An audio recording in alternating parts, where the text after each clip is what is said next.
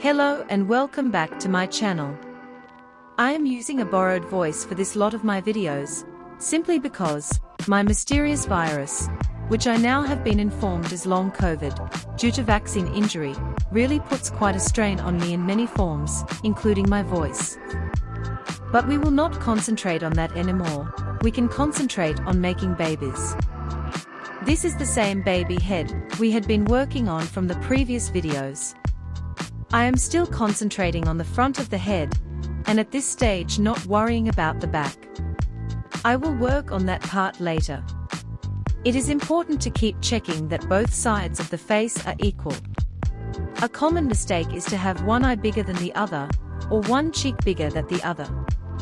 So, keep checking for this, from all angels. Not angels, angles. As you can see, I am constantly smoothing as I work. I do tend to use my hands a lot more than tools.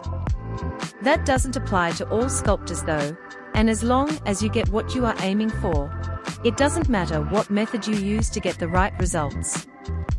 Here you see me using a silicone-tipped shaper tool. It is a small one, they come in different sizes. I find them excellent for reaching into tiny places where my fingers or thumb may be too big to fit. With the same tool, I create the flare of the nostrils and smooth around the eyes. You will often find while working on one area, something else catches your eye and you go on to work on the place you just noticed, and then returning back to what you were doing. Don't worry, that is quite normal. Just like with every art, sculpting takes a very long time to master. The more you practice, the better you become, and the end result will be a spectacular work of art in good time. You can't rush learning. You can't expect to create a masterpiece as soon as you have the clay in your hands. Don't be in a rush to bake. If you do, you will be wasting a lot of clay while learning. Baking, or curing as it is rightly known, your clay does not make it perfect. Take it slow and don't be impatient. You need a lot of patience and determination to learn. Hang in there and expect mistakes, they are our teachers. Notice how I used my thumbs to smooth and shape the top of the eye and just beneath the brow. You can learn a lot by paying careful attention to someone else sculpting, even without the spoken word. Getting back to what I was saying about learning. I always advise people to do Google searches for pictures of babies. I print mine to an A4 size and laminate them to protect them and make them last. These photos are reference photos. Changes of a beginner sculpting the exact same baby as in the picture is very unlikely, but they will help you to learn the finer details and what they are shaped like, for example, forehead, ears and placement, and so on and so on. Refer back to them often during your sculpting time.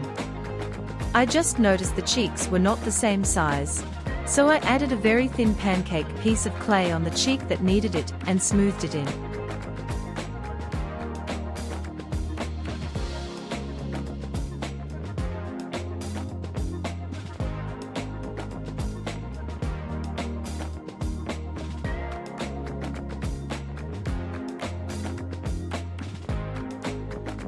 Now, I am making the slit of the eyes. I am using a pin tool for this. Make sure both slits are of equal size.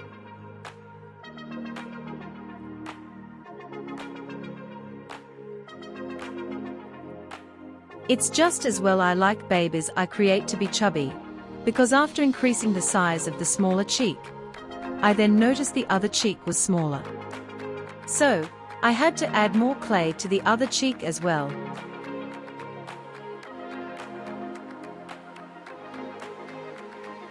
There are a few ways you can make sure all sections are symmetrical.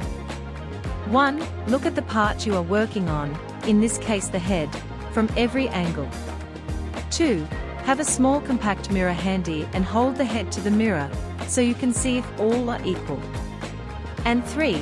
Get photos on your mobile phone and view them. You will soon see where, what, needs to be adjusted.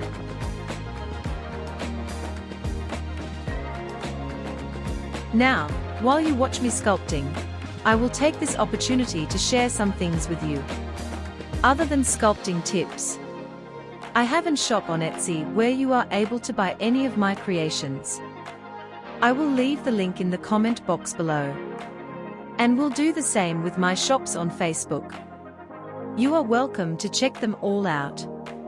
Very soon, I will be adding an online accessory, clothing, gift, and all things that suit reborn dolls, silicone doll, OOAK dolls, and polymer clay babies.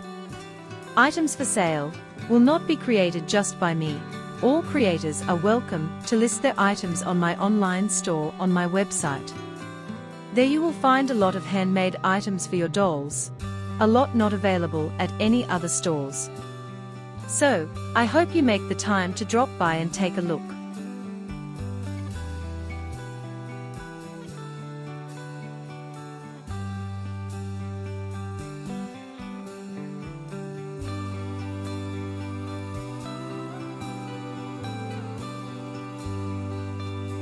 I always advise beginners to start small.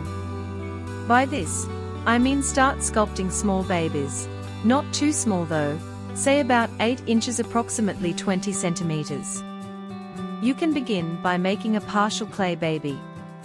Therefore, the limbs and head will be sculpted in polymer clay, and then be attached by the flange to a custom-made cloth body, like those used by the reborn dolls.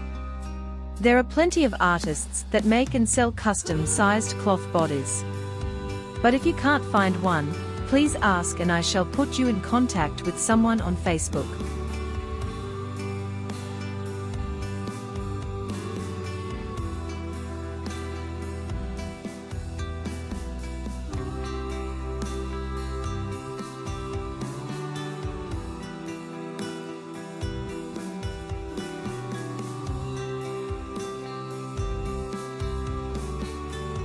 The reason why I suggest to start small is because if you can sculpt a small baby, later sculpting a larger one will be so much easier. It is more difficult to sculpt a tiny baby. The smallest I have sculpted is about 3 inches.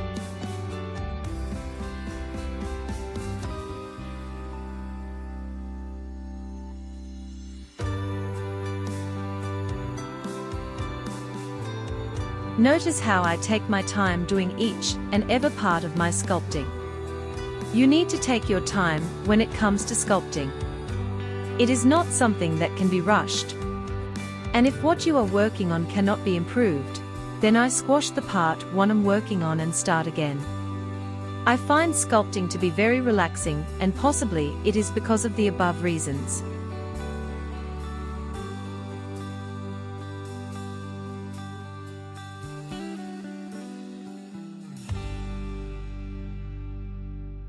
Notice how I go back to what I have already done and redo again. For example, the eye slits. This is because clay moves, and while you are working on one section, another may lose shape. Also keep in mind that clay becomes softer with heat, even heat from your hands. Softer clay can be a little temperamental when it comes to holding detail. If you are faced with this issue, put your working piece into the refrigerator for 10 minutes to cool down. Have yourself a cup of tea or coffee while you wait.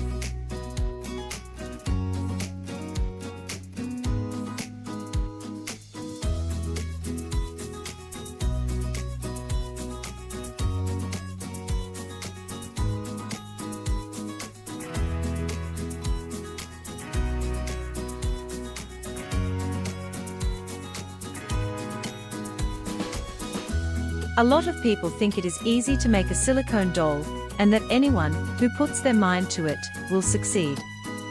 What they fail to realize is, in order to be successful, an artist must first be successful at sculpting babies. That is how a silicone doll begins. Without the sculpt, there will be no silicone doll. Unless you are lucky enough to buy a blank silicone, which you must then paint and cure. This process is far from easy, and I have ruined many a silicone baby doll during my learning process.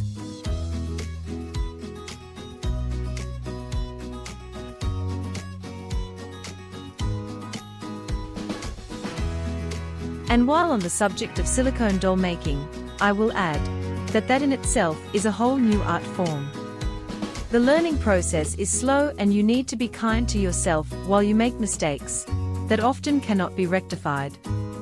But in having said that, there is no other art form that captures my heart more than bringing these dolls, as well as reborn dolls and OOAK sculpted dolls, to look as realistic as possible.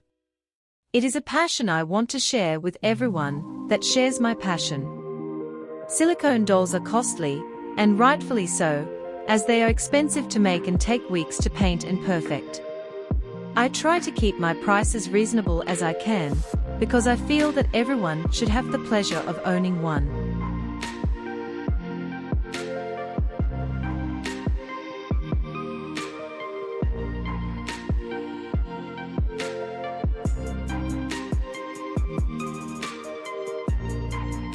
Here I am showing you how to create the chin.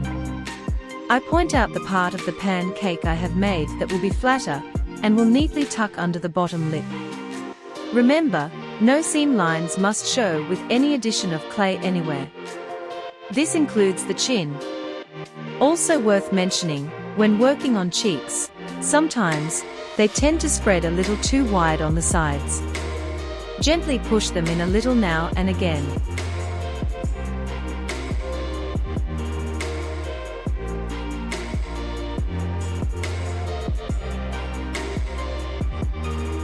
Chins on babies, especially newborns, should not protrude too far out and shouldn't be too wide.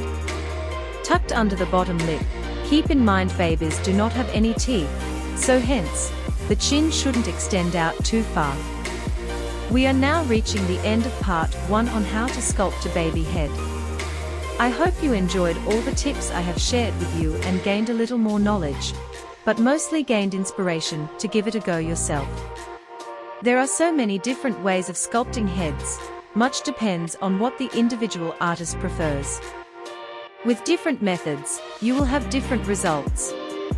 You and I both will get quite bored if I covered all of them, so I will limit it to only a couple. Time allowing, I will get part 2 done for you as soon as I can. As most of you, who know me well, would also know that I live a very busy life, and my artwork is only part of it. I also breed exhibition Pomeranian dogs, and have done so for many long years. As you can imagine, they too need their time and devotion. Not that I mind. I'll let you finish this video, and relax listening to the music. Until next time, take care and keep well.